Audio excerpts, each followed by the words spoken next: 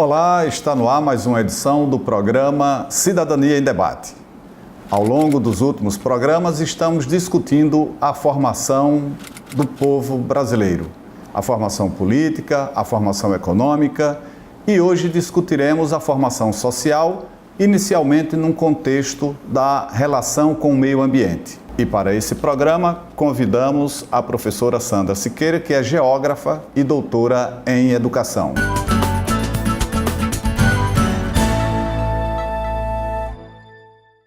Estamos de volta com o programa Cidadania em Debate, com o tema Formação Social do Brasil, abordando a relação do brasileiro com o meio ambiente. E convidamos a professora Sandra Siqueira. Mas antes, vamos acompanhar um vídeo que preparamos para vocês. Meus amigos e minhas amigas, o homem vive no planeta Terra há aproximadamente 190 mil anos, moldando de acordo com seus interesses, ações que ele concebe como uma sequência de atividades que representam desenvolvimento e sobrevivência. São indivíduos instituídos como racionais que seguem alterando um lugar que possui aproximadamente 4,5 bilhões de anos, transformando-o constantemente de acordo com seus valores culturais, que são submergidos pelos interesses financeiros. É nesse contexto que discutiremos a evolução humana, pretendendo contribuir com a discussão sobre a complexa temática pertinente à relação que o ser humano estabelece com o meio ambiente e suas correlações.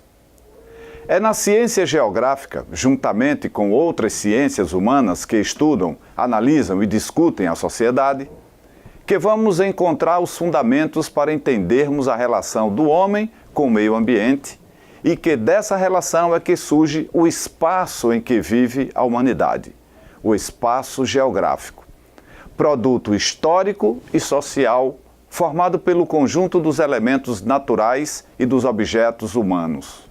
Deste modo, entende-se que a reflexão acerca da ocupação desse espaço geográfico possa contribuir muito significativamente para a formação de um cidadão crítico em relação à compreensão da realidade em que vive.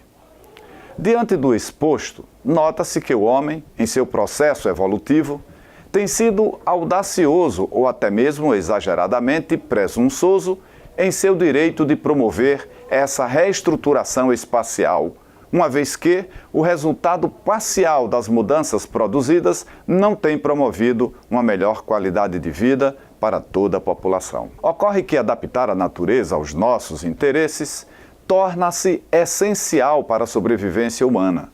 No entanto, o que tem sido progressivamente constatado e questionado são as atitudes que, na maioria das ocasiões, não consideram os limites naturais do nosso planeta.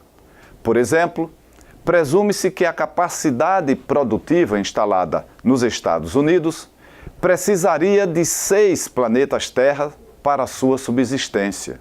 Isso demonstra a insanidade do nosso modo de produção. Desta maneira, o passar do tempo que poderia proporcionar expectativas mais positivas no processo de evolução humana tem produzido situações contraditórias, consequentes às ações negativas produzidas pelo homem em sua relação com os elementos terrestres. Tudo isso é significativo e muito grave, uma vez que atinge todas as esferas do planeta, ou seja, a litosfera, a hidrosfera, a atmosfera e, evidentemente, a biosfera. Diante de tudo que comentamos, vale explicitar como conceituaríamos a palavra evolução.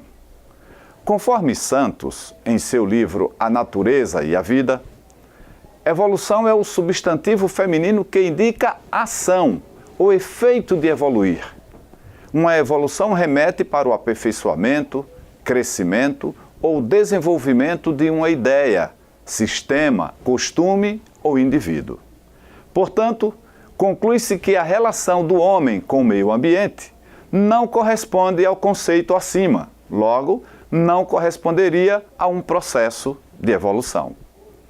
Já de acordo com o dicionário de Aurélio, evolução social significa um processo de desenvolvimento de uma determinada sociedade, das suas formas e instituições ou das suas funções culturais.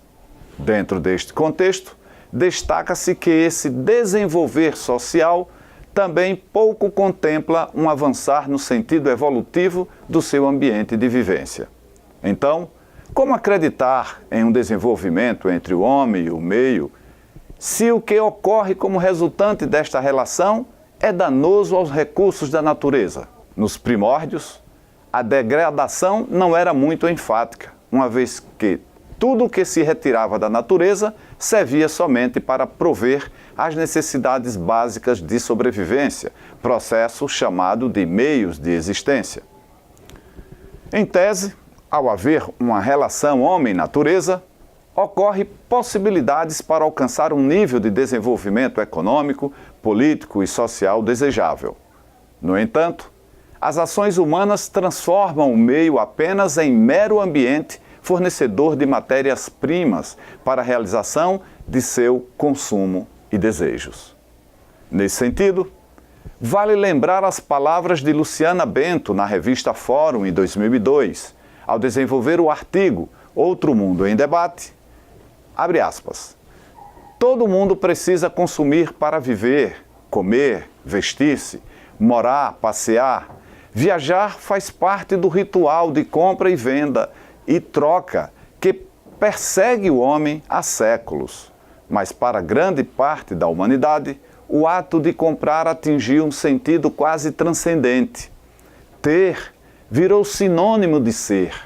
A capacidade de adquirir e possuir coisas passou a ser o termômetro que mede valores como competência, felicidade e sucesso. Quem consome está no topo. Quem não pode é ignorado pelo outro lado. Fecha aspas. Sabe-se que o poder, ou melhor, sabe-se que obter bens de consumo é condição básica para a sobrevivência humana. O comércio e a indústria são frutos da ampliação econômica da humanidade e aqui não se propõe retornar à pré-história. Porém, com o decorrer do tempo, vê-se como necessário que os setores da sociedade reflitam sobre a questão no âmbito global, de modo que se busque um despertar da consciência quanto aos hábitos de consumo voltados à satisfação das necessidades básicas e sustentados por um modo de produção sensato que respeite os limites da natureza. Abordar essa questão refere-se a uma reflexão que contribua para maior consenso com relação ao usufruir dos elementos da natureza e uso destes pelo homem. No entanto, incide um exagero no ato de adquirir produtos, seja por compra ou troca, aonde deste ato resultam variados efeitos. Não apenas relacionados com a segregação social e espacial, mas também com outras sequelas ainda mais amplas, como a geração de toneladas de lixo por todo o planeta.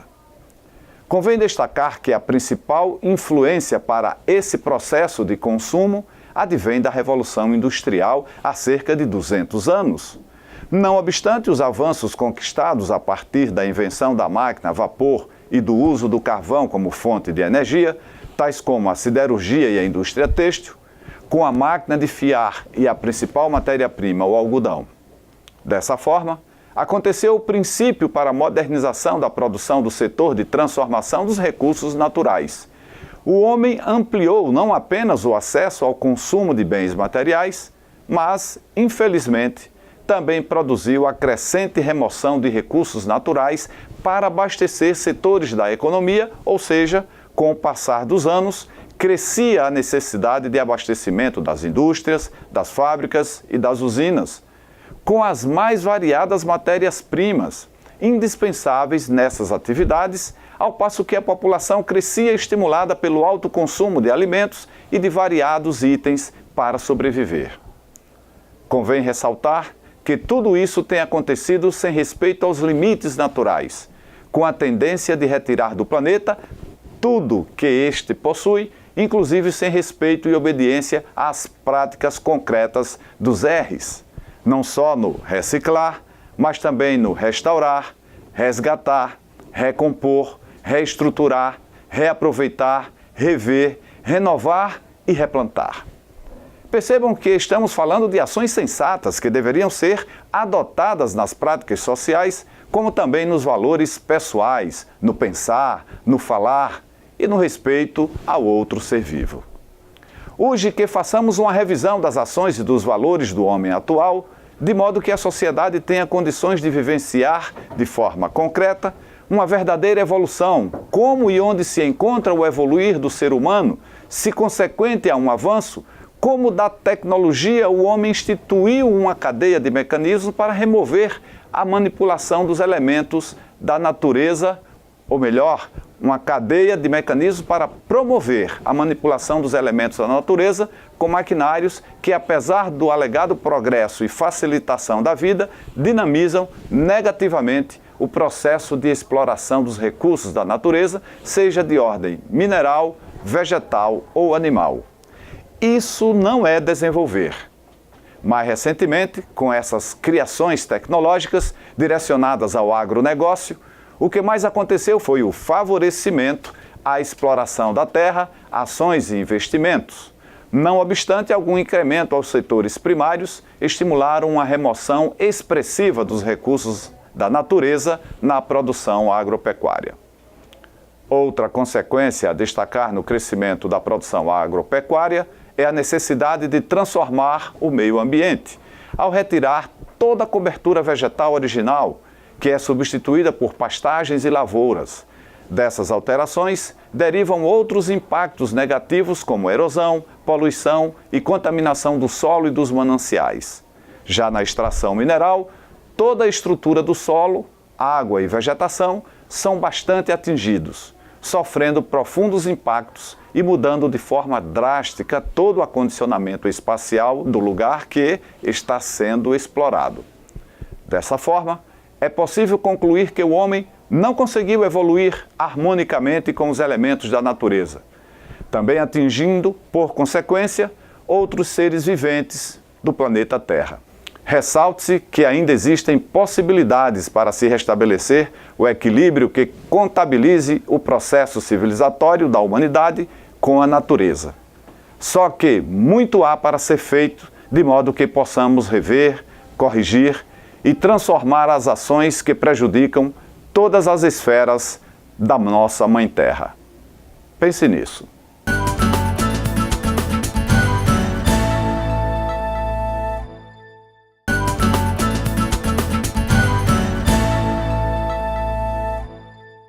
Estamos de volta com o programa Cidadania em Debate e convidamos a professora Sandra Siqueira. Mas antes de iniciarmos as nossas entrevistas, fomos às ruas ouvir as pessoas sobre o tema. Ouçamos o que elas dizem. Como o ser humano se relaciona com a natureza? O ser humano deveria se relacionar com a natureza de uma maneira mais harmônica possível. Há um ditado que diz o seguinte: o que um homem destrói, ele pode reconstruir, mas em nem todos os casos isso acontece.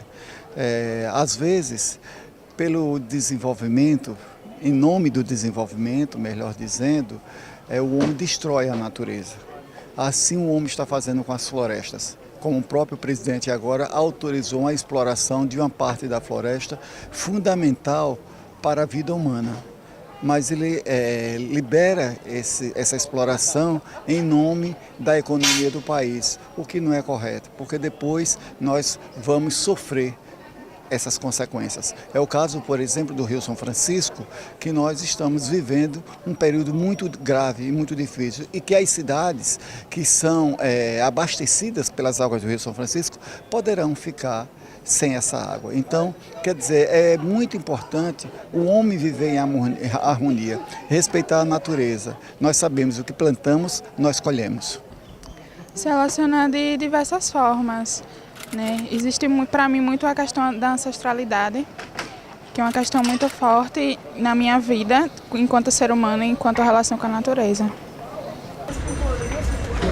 Primeiro é preciso entender que o homem, o ser humano, ele faz parte da natureza, ele é um dos elementos da natureza. Não sei se o mais importante, eu acho que eu coloco o homem, o ser humano como esse ser que se costuma dizer que era o ser racional, é o superior. Não, ele é mais um elemento da natureza. Eu acredito que nos dias de hoje essa relação não está muito legal. O homem tem maltratado bastante a natureza que está em volta dele, que está no seu entorno. Essa relação ela não tem sido muito positiva, tanto que nós estamos percebendo, sentindo consequências muito sérias, muito graves nesse sentido. Então, assim, é uma relação muito agressiva do homem para com a natureza, desse ser natureza que eu procuro, com a natureza que está imbricada nele, enfim. Qual recurso natural você acredita que seja mais atingido negativamente em relação homem versus natureza? Indiscutivelmente a água. O ser humano ele se relaciona com a natureza de diversas variedades, né? Dependendo como é que ele entende a natureza para ele, né? O que é que ele simboliza para ele. Se ele entende que a natureza ela é boa e significativa para ele, ele vai entender e vai respeitar a natureza de uma maneira como ela é. Agora, se ele não simboliza isso na vida dele, ele vai tratar de uma coisa qualquer. Bom, hoje em dia você vê um relacionamento mais de exploração, né? Hoje em dia ele utiliza o meio ambiente basicamente para a subsistência. O mar, né? O mar é mais atingido por conta do lixo que movimenta. Acho que hoje estamos aprendendo voltando na verdade, a lidar um pouco melhor, né? Com o passar dos anos, está tendo mais conscientização, mas acho que ainda precisamos melhorar um pouco. Mas há pessoas que cuidam bem da natureza, cuidam bem das árvores, não cortam, mas também tem pessoas que desprezam bastante, jogam lixo na rua e cortam árvores de jeito errado, né? Porque tem suas maneiras de cortar suas folhas para não sujar e ao invés corta o pé na raiz então estraga bastante a natureza, mas algumas pessoas, graças a Deus, tem algumas pessoas que cuidam bem da natureza, mas não muitos, infelizmente. Após ouvirmos a opinião das pessoas, vamos então agora interagir com a nossa convidada com relação ao tema proposto para o programa de hoje, que é evolução social do Brasil num contexto da relação do homem com o meio ambiente. E a gente observa que essa evolução não foi harmônica. O homem, ao longo da sua evolução, ao se relacionar com a natureza, notadamente no seu modo de produção, não tem respeitado os limites dessa natureza. E é sobre isso que vamos conversar agora, contextualizando com a evolução do nosso povo, da nossa nação. Professora, prazer imenso recebê-la aqui. Prazer é todo meu. Então, vamos começar a nossa conversa contextualizando para que o nosso telespectador possa entender de como se dá essa evolução ao longo do tempo aqui no nosso país.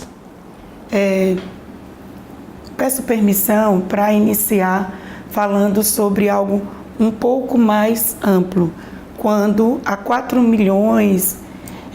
mais de 4 milhões de anos, nosso planeta é o que data da existência do nosso planeta. Dentro desse período, surge o homem apenas há 190 mil anos. E, com o passar do tempo, essa relação poderia estar sendo enfatizada como harmônica, utilizando o termo que o senhor acabou de falar. No entanto, o homem utiliza desse espaço não só para viver, não só para sua sobrevivência, mas acaba usurpando da natureza os elementos que têm seus limites em decorrência dessa forma desequilibrada do homem ao meio ambiente.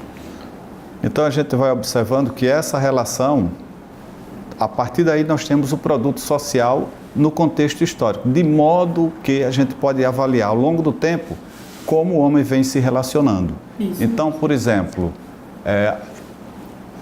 antes até de discutirmos a questão relacionada ao Brasil, como a senhora falou inicialmente, que vamos ampliar e trazer num contexto de evolução da própria humanidade, mas a gente percebe que aqui no Brasil nós vamos ter a descoberta no momento em que nós tínhamos já início, porque alguns autores referem até que foi lá pelo século XIII, XIV, XV, que a gente começa a ter as mudanças que prepararam o mundo para a Revolução Industrial, que isso não acontece de um momento para outro.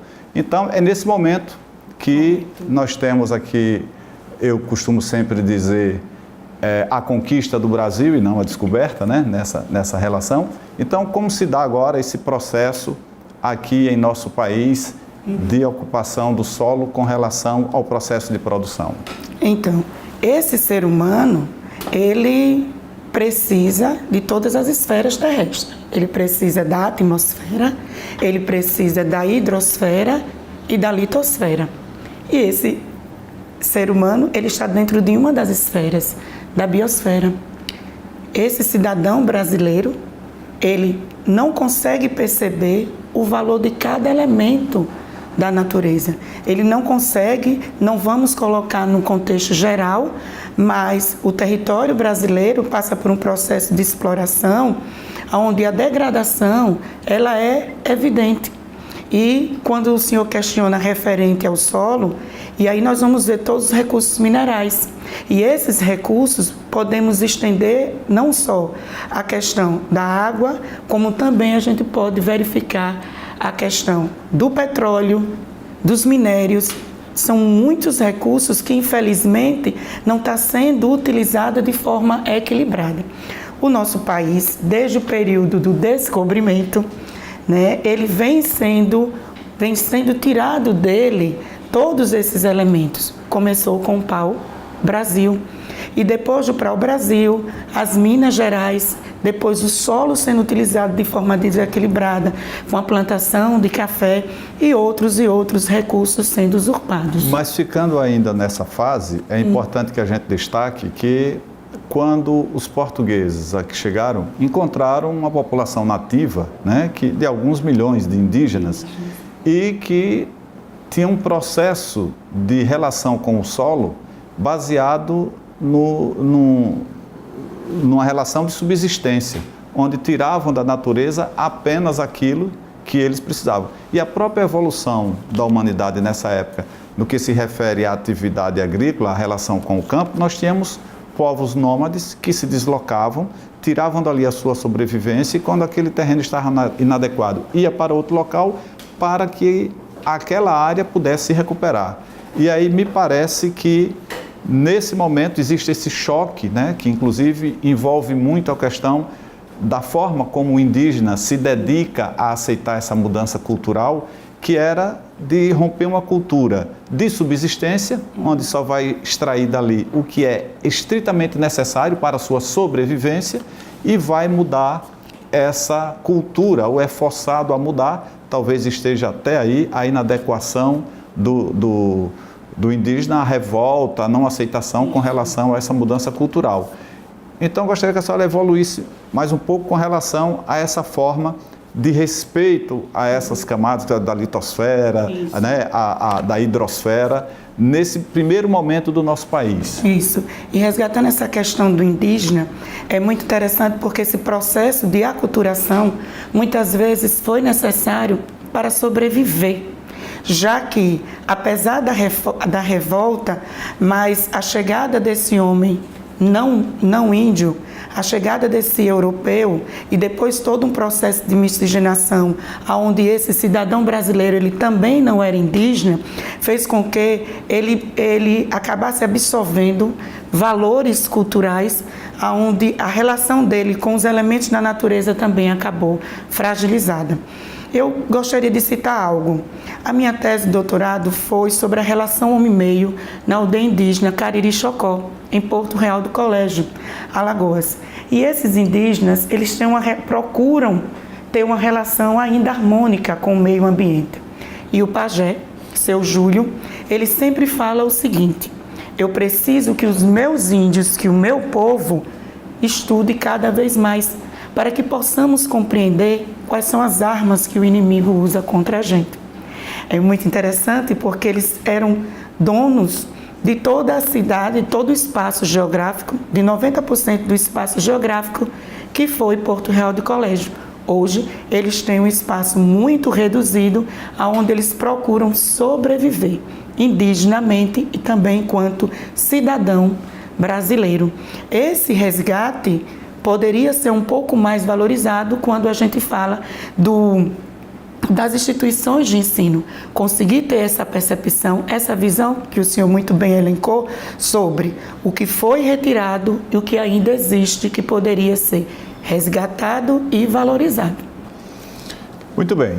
E continuando nessa evolução, nós já dissemos que no mundo existia toda uma preparação, toda uma época de mudança que culmina com a Revolução Industrial. E aí nós vamos ter na máquina a vapor, né, no avanço tecnológico, vamos dizer assim, para a época, da máquina a vapor, né, do avanço de processo industrial, com a criação de fábricas no setor têxtil, na siderurgia. Esse momento cria, então, o que a gente chama de Revolução Industrial. E traz uma mudança nesse processo de produção e também na relação do ser humano, onde a gente vai verificando que daquela economia de subsistência centrada nas necessidades, a gente vai evoluindo para uma relação de consumo, né, que vem junto com essa revolução industrial.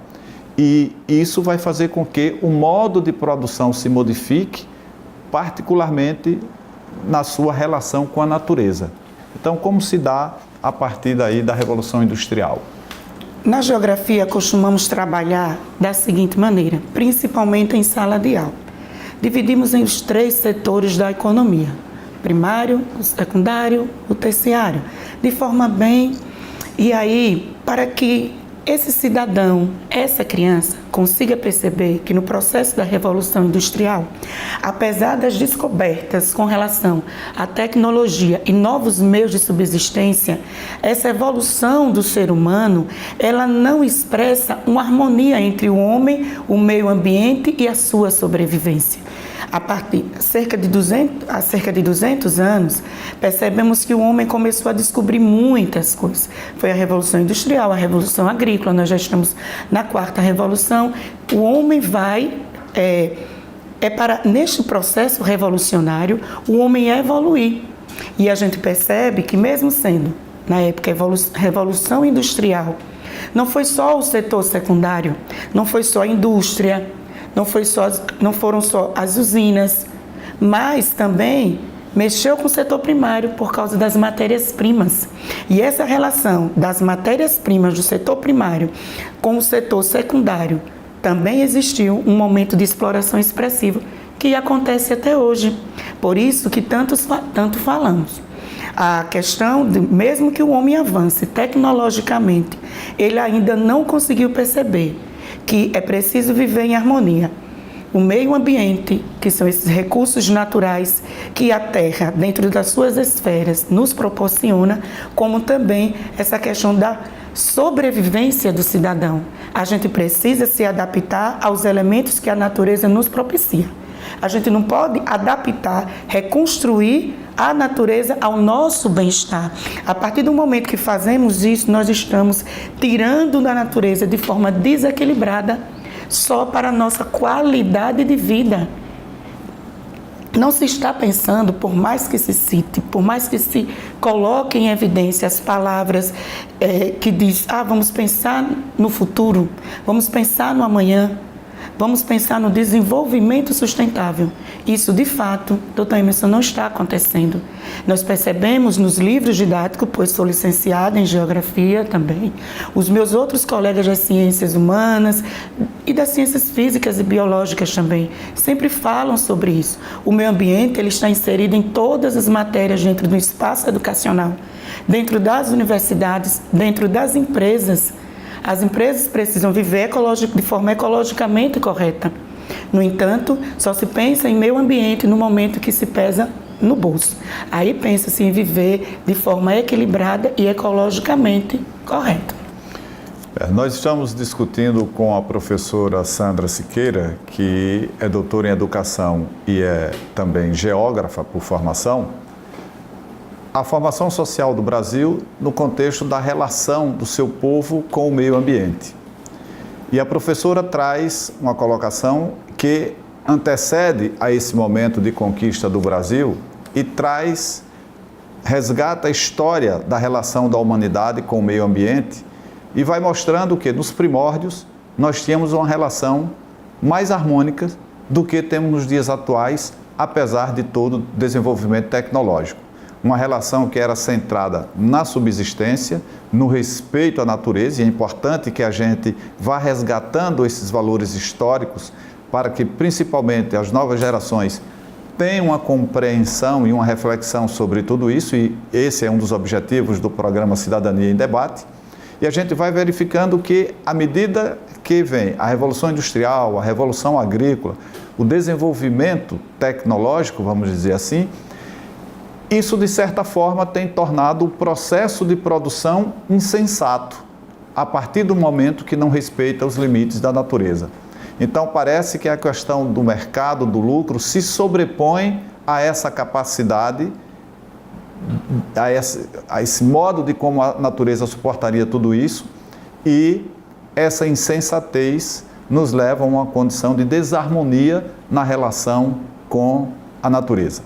Mas vamos para o nosso intervalo e em seguida continuaremos com essa conversa sobre a formação social do Brasil.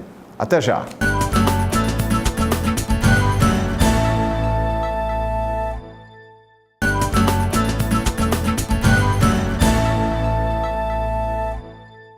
Estamos de volta com o programa Cidadania em Debate. O nosso tema de hoje é transformação social ou evolução social do Brasil, com a discussão de hoje tendo foco na relação do homem com o meio ambiente.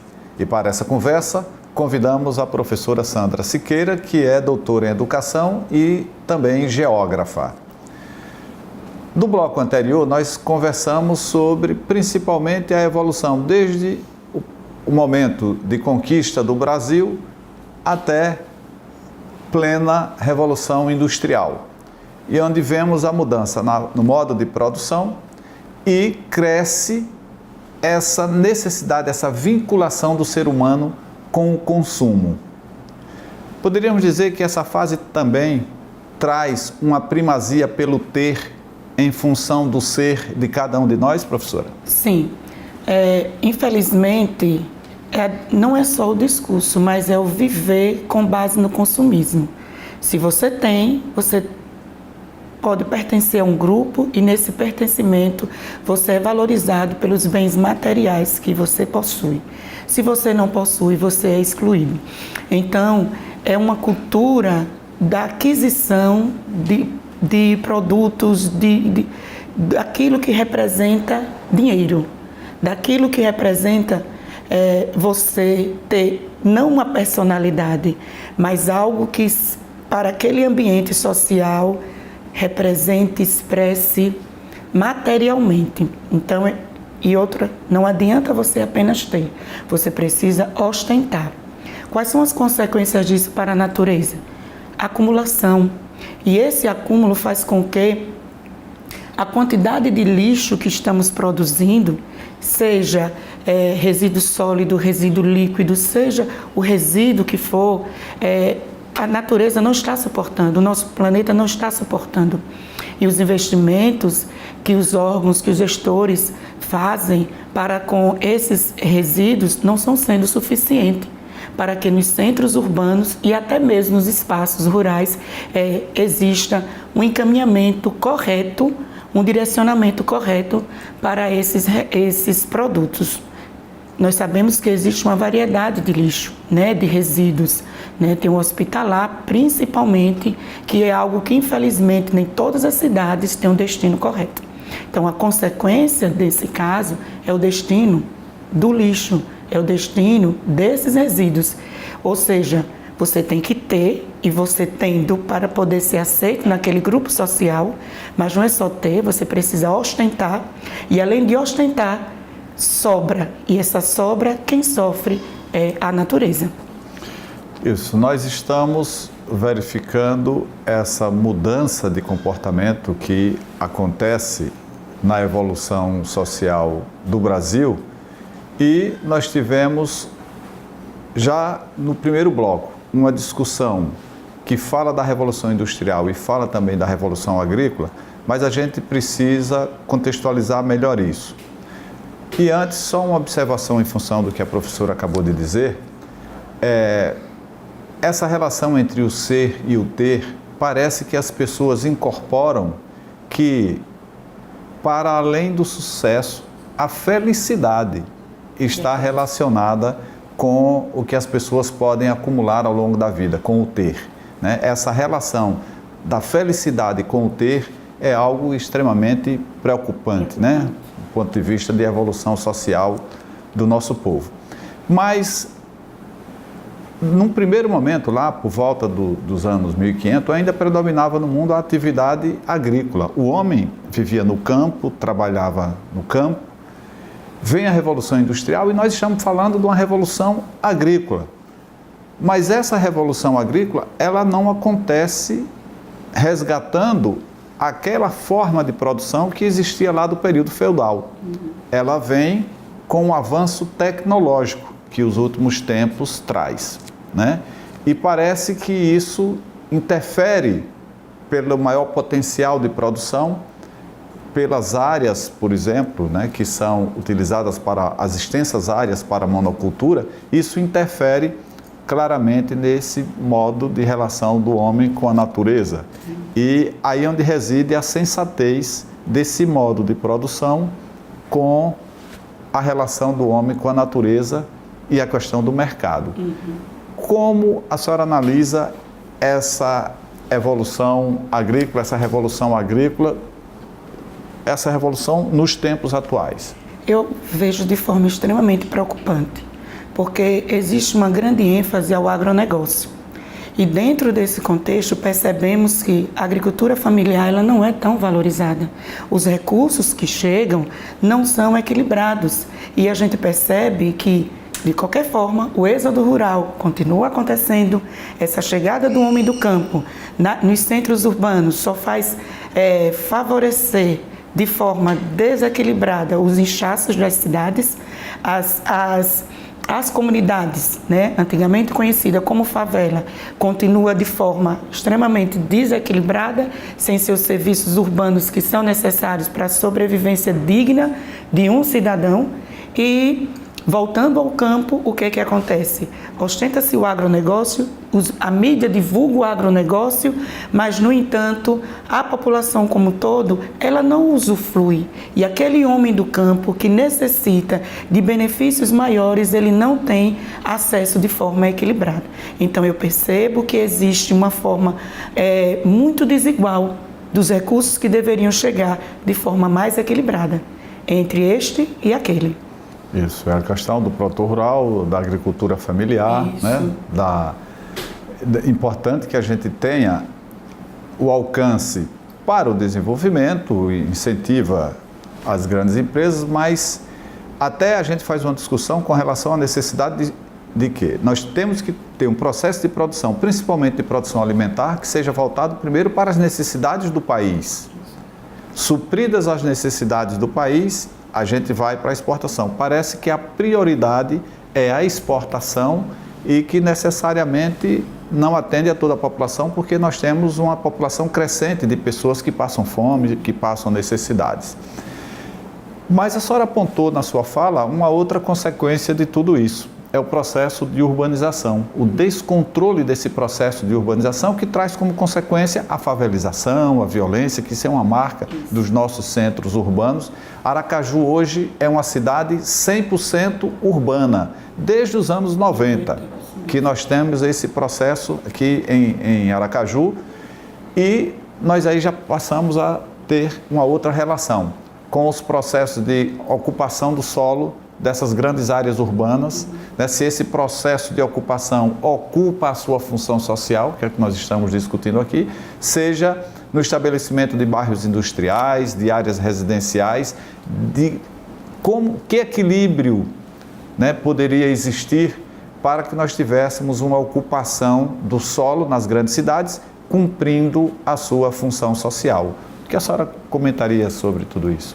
Doutor Emerson, quando eu trabalho sobre Aracaju na sala de aula, eu inicio pela letra da música de Antônio Carlos do Aracaju, quando ele diz: gosto das coisas tão doces, do beijo com coco, dos frutos do mar, mangabas, caieiras, faceiras, que traz laranjeiras, praias de sonhar.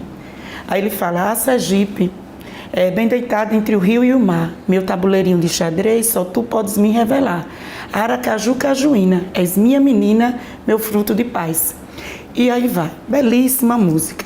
E peço ao aluno para identificar os elementos da natureza que constam ali e que eles ainda podem encontrar em Aracaju.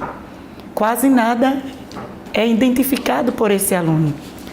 O macaco bugio, no conjunto Assis Chateaubriand, conhecido como bugio, já não existe mais. As mangabas e outros manguezais de vários conjuntos residenciais da nossa cidade, Aracaju, é coisa do passado. Nós não vamos mais encontrar no Orlando Dantas, no Augusto Franco, no próprio conjunto Bugio 1, Bugio 2, Bugio 3 e assim sucessivamente. Vou continuar usando o termo preocupante, porque a relação dentro desse pequeno espaço geográfico, mas significativo para a nossa existência, que é Aracaju, realmente também, lá vai a palavra, desequilibrada de novo. Uma cidade ser 100% urbana, como fica a nossa respiração? Como fica o bem-estar dessa sociedade? Como fica o desenvolvimento sustentável? Aracaju, uma bela cidade, ótima localização, e infelizmente a gente não consegue mais ver o arvoredo. Quando eu cheguei aqui em Aracaju, quantas árvores existiam? Eu sou da cidade de São Cristóvão. Quantas árvores existiam? Muito mais do que na cidade de São Cristóvão. Cito o centro urbano, claro, a sede administrativa. E hoje, infelizmente, só posso reforçar as suas falas. Nós percebemos que a quantidade de elementos naturais dentro do centro urbano de Aracaju, não só dentro do tabuleiro de xadrez, não só na parte que deveria ser exclusivamente da parte urbana, o centro comercial, as outras áreas de extensão, até chegarmos na Aruana, Mosqueiro, Matapuã, toda aquela parte está sendo colocado os condomínios de luxo. A zona de expansão não é para você só vai usufruir do mar, por enquanto, né? Do mar. Mas os outros elementos da natureza, infelizmente, não. E temos ali uma região de lençol freático superficial, né? Uma área bastante frágil do ponto de vista ecológico. E veja que esse processo não se deu de forma mais agressiva porque existem decisões jurídicas impedindo a ocupação desse espaço, né? Então, é importante que haja um processo de desenvolvimento, mas que seja equilibrado com respeito à natureza em função das futuras gerações, daqueles que ainda não nasceram, e nós temos que respeitar o meio ambiente pensando também nessas futuras gerações. E diante de tudo o que nós conversamos, é preciso que apresentemos alternativas, que apresentemos caminhos, né? A senhora já falou aqui da questão de um maior equilíbrio na distribuição de possibilidades da economia familiar, da agricultura familiar, de modo a fixar o homem no solo, que esteja também em equilíbrio com o processo de produção, por exemplo, do agronegócio, mas que isso se dê no respeito à natureza.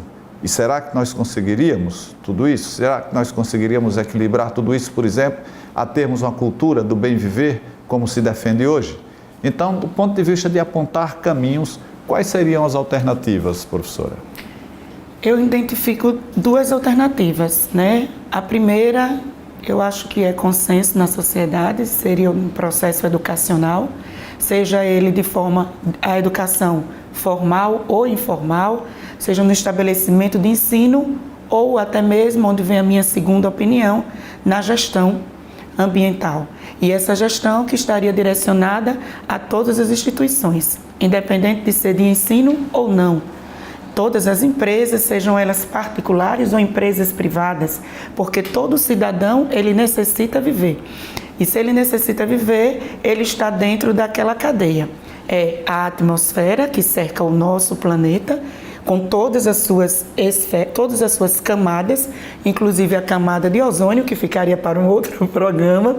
E aí nós teríamos também a litosfera, como bem procuramos enfatizar a questão do solo, dos recursos naturais, naturais, como falamos, a hidrosfera, porque A água desmerece, não precisamos citar qualquer comentário, porque já sabemos o quanto é essencial. E a biosfera, todos os elementos vivos do nosso planeta. Como podemos desvincular qualquer uma dessas esferas? Então, muitas pessoas têm a ciência, mas não têm a consciência. Tem a consciência e a ciência, mas não tem a sensibilidade. Um bom processo educacional, e aí eu vou citar Genebaldo Freire Dias, doutor em meio ambiente pela Universidade de Brasília, mas nosso conterrâneo e de Itabaianinha, uma pessoa que é essencial no estudo de educação ambiental. Independente se for da geografia ou da biologia ou da história. Todos nós, quando falamos em meio ambiente, recorremos a Genebaldo Freire Dias, onde ele pode contribuir bastante na busca dessas respostas, independente se é um licenciado, se é um advogado, qualquer formação. Então, proponho o Genebaldo Freire também como uma referência bibliográfica. Muito bem, estamos chegando ao final do nosso programa Cidadania em Debate, que hoje convidou a geógrafa Sandra Siqueira para que conversássemos sobre a formação social do Brasil com enfoque na relação do homem com o meio ambiente. E é importante de toda essa discussão que a gente tenha a compreensão, por exemplo, é fruto dessa relação o fato de Aracaju, por exemplo, ser uma cidade que tem menos de 3 metros quadrados de área verde por habitante, quando o preconizado é em torno de 15 metros quadrados por habitante. E isso tem a ver com o nosso processo de produção e a forma como ocupamos o solo.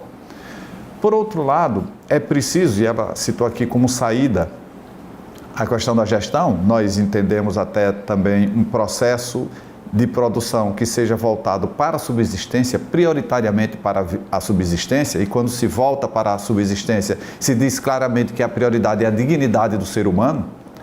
Nós temos que pensar nisso, mas temos que pensar também numa gestão, como disse a professora, uma gestão sustentável, no sentido, por exemplo, que à medida que uma gestão vai adotando práticas, vamos dizer, que apontem para a sustentabilidade, esse governo, esse município, esse estado, esse país vai poder captar com mais facilidade recursos de ONGs internacionais que financiam cidades que tenham indicadores de que, por exemplo, tem crescimento em área verde, adota a captação de formas alternativas de energia, que não impermeabiliza o solo.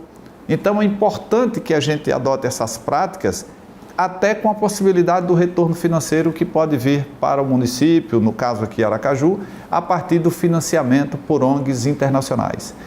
Então, quisemos mostrar nesse programa que o que temos hoje em nossas cidades, ela não é fruto do que aconteceu a semana passada, ela é fruto do que acontece no contexto histórico da evolução da própria humanidade e na relação dessas pessoas, dessa humanidade com o meio ambiente. Queremos agradecer a todos os nossos telespectadores e já deixar o convite para na próxima semana teremos um novo programa e sem antes convidá-lo também para que assistam a reprise que acontece aos domingos desse nosso programa. Então temos a edição normal aos sábados às 18 horas, com reprise nos domingos às 19 horas. Mas também será possível você acompanhar o nosso programa através do canal do YouTube da TV Câmara e também através das nossas mídias sociais. Até lá!